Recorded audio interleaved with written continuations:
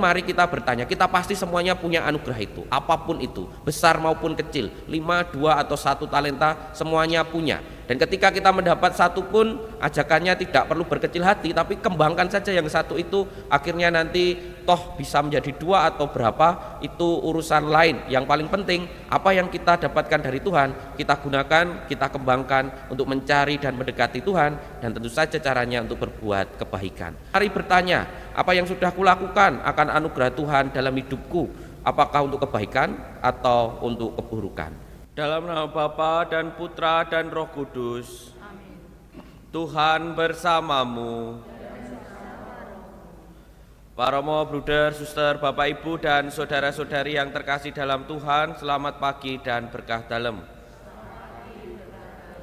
Pagi hari ini kita berkumpul merayakan Ekaristi dalam peringatan wajib Santo Agustinus, Uskup dan Pujangga Gereja. Santo Agustinus adalah anak dari Santa Monica. Ia lahir di Tagaste, Afrika Utara. Ia belajar di Madaura dan Kartago dan kemudian mengajar retorika di Tagaste dan Kartago. Ia hidup dalam dosa sebelum pertobatannya. Pada tahun 384, ia mulai mengajar di Milan dan bertemu dengan Santo Ambrosius. Ia bertobat, meninggalkan kesesatannya, dan dibaptis pada tahun 387. Ia pun kembali ke Tagaste dan mulai hidup membiara. Tahun 391 ia ditemukan oleh Uskup Hippo dan diajak untuk mendampinginya sampai uskup itu wafat. Dan akhirnya Agustinus menjadi uskup di Hippo. Pada tahun 430 ia meninggal ketika kotanya dikepung oleh orang-orang Vandal. Ia banyak meninggalkan tulisan dan diakui sebagai pujangga gereja barat yang paling menonjol. Semoga Allah yang Maha Kuasa mengasihani kita, mengampuni dosa-dosa kita, dan mengantar kita ke hidup yang kekal. Marilah berdoa. Allah Bapa, cahaya kebenaran sejati, baruilah kiranya di dalam gereja-Mu semangat yang Kau curahkan dalam diri Santo Agustinus. Semoga kami merindukan Dikau sumber kebijaksanaan sejati dan mencari Engkau asal segala cinta ilahi. Demi Yesus Kristus, Putra-Mu, Tuhan dan pengantara kami, yang hidup dan berkuasa bersama Dikau dan Roh Kudus, Allah kini dan sepanjang segala masa. Amin. Bacaan dari surat pertama Rasul Paulus kepada jemaat di Tesalonika. Saudara-saudara, tentang kasih persaudaraan, kiranya tidak perlu aku menulis kepadamu, sebab kalian sendiri telah belajar kasih mengasihi dari Allah. Hal itu kalian amalkan juga terhadap semua saudara di seluruh wilayah Makedonia. Tetapi kami menasihati kalian, saudara-saudara, agar kalian lebih sungguh-sungguh lagi mengamalkannya, dan anggaplah sebagai suatu kehormatan untuk hidup tenang, untuk mengurus persoalan-persoalan sendiri, dan bekerja dengan tangan, sebagaimana telah kami pesankan kepada kalian. Demikianlah sabda Tuhan. Mazmur tanggapan. Tuhan akan datang menghakimi para bangsa dengan adil. Tuhan akan datang menghakimi para bangsa dengan adil. Nyanyikanlah lagu baru bagi Tuhan, sebab Ia telah melakukan karya-karya yang ajaib. Keselamatan telah dikerjakan oleh tangan kanannya, oleh lengannya yang kudus. Tuhan akan datang menghakimi para bangsa dengan adil. Biarlah gemuruh laut dan segala isinya, dunia dan semua yang diam di dalamnya. Biarlah sungai-sungai bertepuk tangan dan gunung-gemunung bersorak-sorai bersama-sama di hadapan Tuhan. Tuhan akan datang menghakimi para bangsa dengan adil. Haleluya, haleluya, haleluya, haleluya, haleluya, haleluya, haleluya.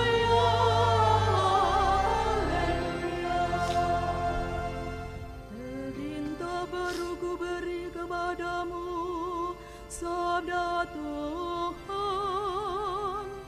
yaitu supaya kalian saling memasihi cinta kasih, sebagaimana aku telah menaruh cinta kasih kepadamu.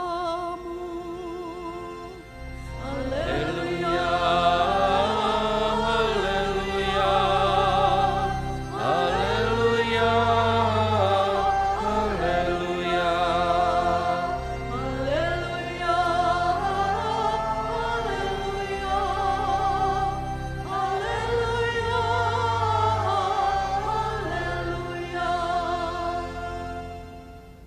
Tuhan bersamamu.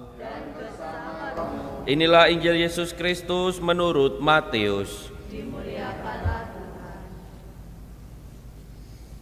Sekali peristiwa, Yesus mengemukakan perumpamaan berikut kepada para murid. Hal kerajaan surga itu seperti seorang yang mau bepergian ke luar negeri. Maka ia memanggil para hamba dan mempercayakan hartanya kepada mereka. Yang seorang diberinya 5 talenta, seorang 2, dan seorang lain lagi 1 talenta, lalu ia berangkat. Segera pergilah hamba yang menerima 5 talenta. Ia menjalankan uang itu dan memperoleh laba 5 talenta. Yang menerima 2 talenta berbuat demikian pula dan mendapat laba 2 talenta. Tetapi yang menerima 1 talenta pergi menggali lubang di tanah, lalu menyembunyikan uang tuannya. Lama kemudian pulanglah tuan hamba-hamba itu, lalu mengadakan perhitungan dengan mereka. Hamba yang menerima 5 talenta datang dan membawa laba 5 talenta. Ia berkata, "Tuan, 5 talenta Tuan percayakan kepadaku. Lihat, aku telah memperoleh laba 5 talenta." Maka kata tuannya, "Baik sekali perbuatanmu itu, hamba baik dan setia. Engkau telah setia dalam perkara kecil. Aku akan memberimu tanggung jawab dalam perkara besar. Masuklah dan turutlah dalam kebahagiaan tuanmu." Lalu datanglah hamba yang menerima 2 talenta, katanya, "Tuan, 2 talenta Tuan percayakan kepadaku. Lihat, aku mendapat laba 2 talenta." Maka kata tuan itu kepadanya, "Baik sekali perbuatanmu, hamba baik dan setia. Karena engkau telah setia memikul tanggung jawab dalam perkara kecil, maka aku akan memberimu tanggung jawab dalam perkara besar. Masuklah dan turutlah dalam kebahagiaan tuanmu."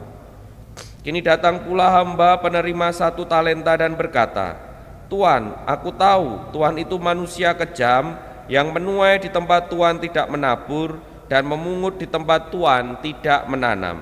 Karena itu aku takut dan pergi menyembunyikan talenta Tuan dalam tanah.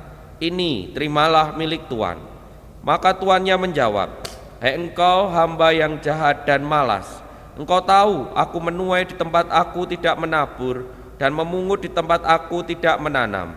Seharusnya uangku kau berikan kepada orang yang menjalankan uang, supaya sekembaliku aku menerima uang itu dan bunganya. Sebab itu ambillah talenta itu daripadanya dan berikanlah kepada orang yang mempunyai 10 talenta. Karena setiap orang yang mempunyai akan diberi sampai berkelimpahan, tetapi siapa yang tidak punya, apapun yang ada padanya akan diambil. Dan buanglah hamba yang tidak berguna itu ke dalam kegelapan paling gelap. Di sana akan ada ratap dan kertak gigi." Demikianlah Injil Tuhan. Terpujilah Kristus. Pak Romo, bruder, suster, bapak ibu dan saudara-saudari yang terkasih dalam Tuhan, bacaan Injil hari ini kita dengarkan, dalam bacaan Injil hari ini kita dengarkan perumpamaan soal talenta itu, dan kita setuju bahwa masing-masing orang itu diberikan anugerah yang berlainan oleh Tuhan, tetapi semuanya diberikan anugerah. Merenungkan bacaan Injil dengan kisah Santo Agustinus, akan kelihatan bahwa berbagai anugerah yang kita dapatkan bisa kita gunakan untuk kebaikan atau bisa jadi malah untuk keburukan. Santo Agustinus itu orang yang sangat cerdas sejak awal, dalam studinya sangat luar biasa, tetapi kecerdasannya kemudian digunakan untuk untuk belajar ilmu, memang belajar ilmu filsafat, tapi banyak berpikir soal bagaimana bukan untuk menemukan Tuhan, tetapi semacam menjauhi dari Tuhan. Dia tidak percaya kepada Tuhan dan hidupnya memang tidak karuan. Anugerah yang diberikan Tuhan itu digunakan bukan untuk mendekatkan diri pada Tuhan atau melakukan perbuatan yang baik, tetapi digunakan justru untuk melakukan suatu perbuatan yang kurang baik dengan berbagai rasionalisasi atau rasionalisasi itu berbuat jahat tapi mencari-cari alasan agar kelihatan baik, itu seolah-olah perbuatan yang buruk itu menjadi baik. Tetapi setelah bertobat, apa yang dianugerahkan Tuhan itu sungguh digunakannya untuk mencari dan menemukan Tuhan. Maka tadi di akhir riwayatnya banyak tulisan, banyak permenungan, banyak khotbahnya, bahkan bukunya yang Confessiones atau pengakuan itu sungguh menjadi buku yang sampai sekarang teologinya pun masih dipakai. Anugerah yang diberikan Tuhan sungguh digunakan untuk terus-menerus mencari dan menemukan Tuhan. Tentu itu Santo Agustinus. Kita semua, saya dan jenengan semuanya, itu pasti diberikan anugerah berbeda-beda. Dan tentu ajakannya adalah anugerah, entah bakat, entah sebutannya talenta atau apa, atau kemampuan, itu diajak untuk kita gunakan untuk mencari dan semakin mendekatkan diri kepada Tuhan sendiri. Tentu banyak hal dalam hidup kita tidak hanya berkaitan dengan rohani, tetapi ketika kita mempunyai suatu kemampuan yang unggul daripada orang lain, harapannya itu tidak kita gunakan untuk berbuat keburukan. Misalnya kita itu dianugerahi pikiran yang cerdas atau pintar. Kalau kita gunakan untuk mencari dan mendekati Tuhan, kita gunakan mungkin untuk membantu orang lain atau berupaya untuk kebaikan orang lain atau kebaikan semakin banyak orang. Tapi bisa jadi apa yang dianugerahkan itu kemudian kita gunakan untuk minteri orang gitu loh. Jadi karena kita lebih pintar dari yang lain, kemudian kita minteri orang. Minteri iki apa ya? Bahasa Indonesianya apa ya minteri? Ya semacam orang yang menggunakan orang lain untuk tujuan yang jahat gitu loh. Jadi kita mereka-reka sesuatu menggunakan tangan orang lain. Nah seperti itu, kurang lebih seperti itu. Maka apa yang dianugerahkan Tuhan tidak kita gunakan untuk mendekati Tuhan, tetapi untuk minteri orang lain, mengarahkan mereka untuk berbuat jahat dan lain sebagainya. Itu contoh saja. Ada banyak contoh di mana orang yang mampu, lebih mampu dari orang lain, justru menggunakannya tidak untuk kebaikan tetapi keburukan. Maka hari ini mari kita bertanya, kita pasti semuanya punya anugerah itu, apapun itu, besar maupun kecil, 5, 2 atau 1 talenta, semuanya punya. Dan ketika kita mendapat satu pun, ajakannya tidak perlu berkecil hati, tapi kembangkan saja yang satu itu, akhirnya nanti toh bisa menjadi 2 atau berapa, itu urusan lain. Yang paling penting, apa yang kita dapatkan dari Tuhan, kita gunakan, kita kembangkan untuk mencari dan mendekati Tuhan, dan tentu saja caranya untuk berbuat kebaikan. Maka para romo, bruder, suster, dan saudara-saudari yang terkasih dalam Tuhan, mari bertanya, apa yang sudah kulakukan akan anugerah Tuhan dalam hidupku, apakah untuk kebaikan atau untuk keburukan? Kita hening sejenak. Pemimpinmu hanya satu, yakni Kristus. Kalian ini saudara satu sama lain. Marilah berdoa. Allah Bapa yang Maha Kudus, berkat perjamuan suci ini kami menjadi anggota tubuh mistik Kristus, Putramu terkasih.